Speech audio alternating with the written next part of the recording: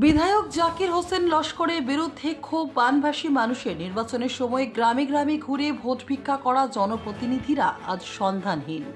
জনগণ চাইছেন জনপ্রতিনিধিকে, কিন্তু কোনো খবর নেই জনপ্রতিনিধির। হ্যাঁ, আসলে এটাই হচ্ছে হাইলাকান্দিতে। হাইলাকান্দি সমষ্টির নারায়ণপুর চতুর্থ খণ্ডে গত কয়েকদিন ধরে মুষলধারে বর্ষণের ফলে গ্রামের প্রায় 4 শতাধিক পরিবার জলের তলায়, কিন্তু এখনো পর্যন্ত এই বন্যাক্রান্ত লোকেদের খবর নেননি হাইলাকান্দি সমষ্টির বিধায়ক জাকির হোসেন লস্কর।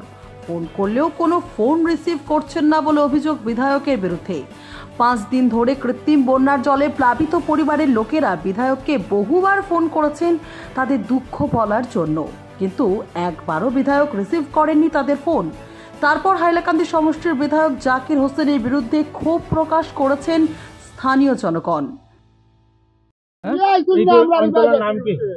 এই জায়গার নাম হইল নারায়ণপুর পার্ট 4।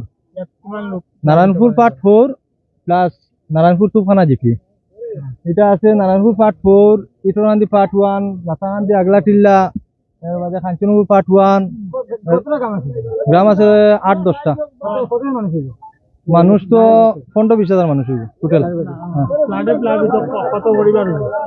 10-12 হাজার মানুষ হইব না। তাই তো কালকে 2-3টা কল করছি, তাই রিসিভ করছেন না। তাই ছেলেরও কল করছি, তাই রিসিভ করছেন না। জাকির হোসেন লস্কর। তাই এখানে আইসেন না, কোনো খোঁজ খবর লইছেন না, আমরা কোনো উত্তর দিচ্ছেন না। আমরা এখন যে কলে বৃষ্টি জল বাড়ে, আমরা এখন কোনো যাইবার অস্তিত্ব নাই। আমরা ফখরুল ভাই এখন জিনিস লইয়া প্রত্যেক ঘরে ঘরে আমরা নাও দি লইয়া ঘরে ঘরে ফাটাইয়া দিতে।